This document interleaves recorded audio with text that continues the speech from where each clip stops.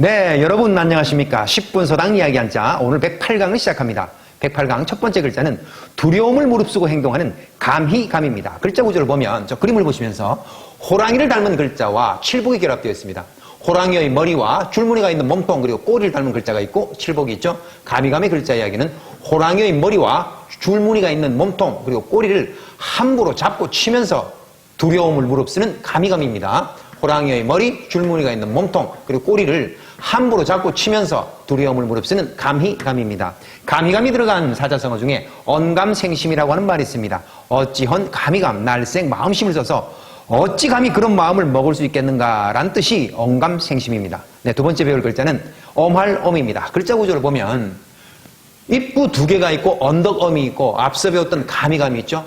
엄할엄의 글자 이야기는 두 눈을 부릅뜨고 언덕에서 용감하게 위험을 보이는 엄할엄입니다. 두 눈을 부릅뜨고 언덕에서 용감하게 감희감 위험을 보이는 엄할엄입니다. 엄할엄이 들어간 활용어 중에는 삼엄하다는 삼엄이 있어요. 빽빽할 삼자에 엄할엄을 써서 무소리만큼 질서가 바르고 엄숙한 그 분위기를 삼엄이라고 합니다.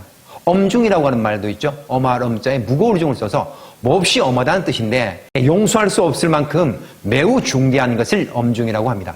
다음에 배울 글자는 커다란 바위, 커다란 암석을 뜻하는 글자 바위암입니다. 네, 글자 구조를 보면 외산이 있고 앞에 배웠던 엄할엄이 있죠.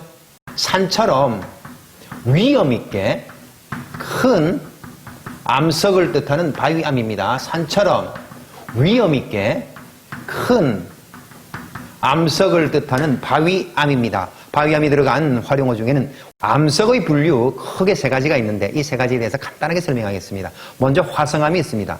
불화, 일울성 바위암을 써서 화산 활동으로 이루어진 암석입니다. 화강암이나 현무암 등이 화성암이죠. 네, 그리고 퇴적암이 있습니다. 위일퇴싸울적 바위암을 써서 퇴적작용으로 이루어진 암석인데 사암이라든지 이암이라든지 역암 등이 퇴적암입니다. 사암은 모래가 굳어진 암석이고 이암은 진흙이 굳어진 암석, 역암은 자갈이 굳어진 암석입니다. 그리고 이러한 화성암과 퇴적암이 땅속에서 열과 압력을 받아서 성질이 변하는데 그런 것을 변성암이라고 합니다. 변할변, 일울성, 바위암을 써서 열과 압력을 받아서 성질이 변한 암석, 편마암 같은 그런 암석을 변성암이라고 합니다. 네, 다음 글자는 슬픔을 뜻하는데 소리 내어서 울지 못하고 그 울음소리를 못내 속으로 감추게 되는 슬플애입니다. 네, 글자 구조를 보면 이 파란색이 옷이고 옷 이걸 위아래가 떨어져 있고 그 안에 입구가 있죠. 그래서 옷 속에서 그 슬픈 입속의 울음소리를 몰래 감추며 슬퍼하는 슬플애입니다. 옷 속에서 입속에서 그 슬픈 울음을 못내 감추면서 슬퍼하는 슬플애입니다. 옷 이 안에 입구가 들어있는 겁니다. 슬플애가 들어가는 활용어 중에는 애도라고 하는 말이 있습니다. 슬플애, 슬퍼할 도를 써서 사람이 세상을 떠나는 것을 슬퍼하는 것을 애도라고 합니다. 네, 그리고 비애라고 하는 말도 있죠. 슬플 비자에 슬플애를 써서 슬퍼하고 서러워한다는 뜻이 비애란 뜻입니다. 그리고 애통이라고 하는 말도 있죠.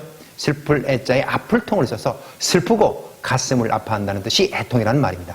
배울 글자는 획수가 아주 복잡한 글자입니다. 그래서 유머로 기억하는 것이 훨씬 더 효율적인 글자입니다. 도울양입니다. 네, 도울양이 들어간 글자가 여기도 있고 또 사양할 양도 있고 흑덩이 양도 있고 그리고 아가씨 양도 있습니다. 뭐 김양, 이양, 박양할 때 아가씨를 뜻하는 말. 자, 네, 도울양의 글자 구조를 보면 옷이가 아까 슬프레처럼 위아래로 나누어져 있죠. 그 안에 입구 두 개가 있고 가로 세 개 있고 세로 두 개가 있습니다. 어디가 있고. 자, 그래서 유모로 기억하겠습니다. 이 유모는 아주 멋지게 차려입은 안내를 하는 그 아가씨라고 정리를 합니다. 모자를 쓰고 선글라스를 끼고 다이어트에서 살짝 드러나 보이는 갈비뼈 셋 그리고 날씬한 허리에 옷을 걸친 그 의상을 걸친 안내로 도와주는 도울양입니다. 모자를 쓰고 선글라스를 끼고 다이어트에서 살짝 드러나 보이는 갈비뼈 셋 그리고 날씬한 허리에 의상을 걸친 옷을 걸친 안내를 도와주는 그 아가씨 도울양입니다. 네, 도울양의 글자는 주로 지명으로 쓰는 글자입니다. 네, 우리나라 강원도에 양양군이 있습니다. 여기서 도울양, 벼장 그리고 고울군을 써서 강원도 중동부에 있는 그 군을 양양군이라고 부릅니다. 다음에 배울 글자는 사양할 양입니다. 사양할 양의 글자 구조를 보면 말씀원이 있고 앞서 배웠던 도울양이 있죠. 네, 이것도 계속 유머로 기억합니다. 상냥한 말로 자리를 양보하는 그 아가씨를 뜻하는 사양할 양입니다. 상냥한 말로 자리를 양보하는 그 안내양 아가씨 사양할 양입니다. 사양할 양이 쓰여진 활용어, 사양을 먼저 공부해야 되겠죠. 글사자에 사양할 양을 써서 자객의 이로운 것을 겸손하게 받지 않고 양보한다는 것이 사양이란 뜻입니다. 네, 분양이라고 하는 말도 있습니다. 나눌 분자에 사양할 양을 써서 나누어서 그 권리를 넘겨주는 것을 분양이라고 합니다. 네, 다음 글자는 흙덩이를 뜻하는 글자, 흙덩이 양입니다. 글자 구조를 보면 흙토가 있고 앞서 배웠던 도울양이 있죠. 이것도 역시 유모로 기억합니다. 지점토를 들고 있는 안내양 아가씨, 그 덩어리를 뜻하는 흙덩이 양입니다. 지점토를 들고 있는 안내양 아가씨, 덩어리를 뜻하는 흙덩이 양입니다. 흙덩이 양이 들어간 활용어 중에는 토양이라고 하는 말도 있죠. 흙토에 흙덩이 양을 써서 흙이나 모래가 점토와 알맞게 섞여서 그 농작물이 생장할 수 있는 흙을 토양이라고 하고, 천양이라고 하는 말도 있죠. 하늘천 흙덩이 양을 써서 하늘과 땅을 뜻하는 말이 천양이란 뜻이고, 하늘과 땅 차이는 천양지차라고 합니다. 네, 다음에 배울 글자는 탄식한다는 뜻으로 쓰이는 글자 어조사어입니다. 이런 뜻으로 쓰이는 어조사어입니다. 네, 글자 구조를 보면 모방이 있고 사람원이 있고 점주 두 개가 있죠. 네, 이 글자는 까마귀의 울음소리가 한쪽에서 들리는데 이것이 마치 사람의 탄식 소리와 비슷하다라는 뜻으로 이루어진 글자입니다. 글자 여기 정리하겠습니다.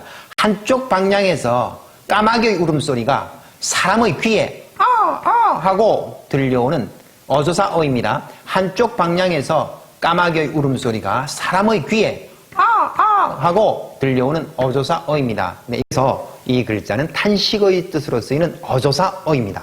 네, 이 글자가 들어간 활용어 중에는 어중간이라고 하는 말이 있어요. 어조사어 가운데 중 사이간을 써서 거의 중간쯤 되는 데를 어중간이라 하고, 어차피라고 하는 말도 있어요. 어조사어 2차 접피를 써서 이렇게 하거나 저렇게 하거나 어쨌든 이런 말이 어차피란 뜻입니다.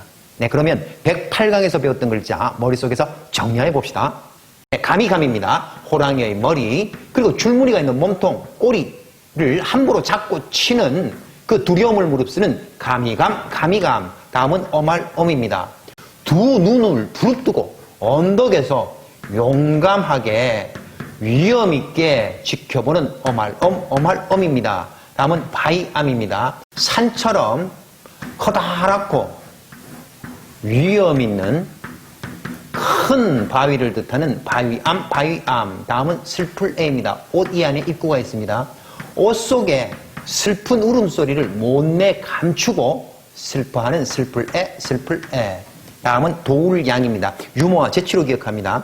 모자를 쓰고 선글라스를 끼고 다이어트에서 살짝 드러나 보이는 갈비뼈 셋, 그리고 날씬한 허리에 걸친 옷, 의상, 안내로 도와주는 아가씨, 도울양, 도울양. 다음은 사양할 양입니다. 상냥한 말로 양보하는 그 안내양, 아가씨, 사양할 양, 사양할 양입니다. 다음은 흙덩이 양입니다.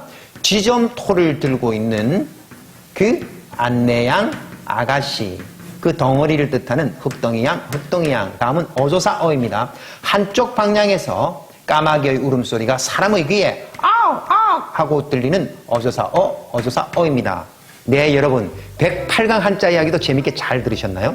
복습은 언제나 빠른 배속으로 두세 번 꼭 하시기 바랍니다. 네, 그러면 여러분들과는 109강에서 만나겠습니다. 안녕히 계십시오.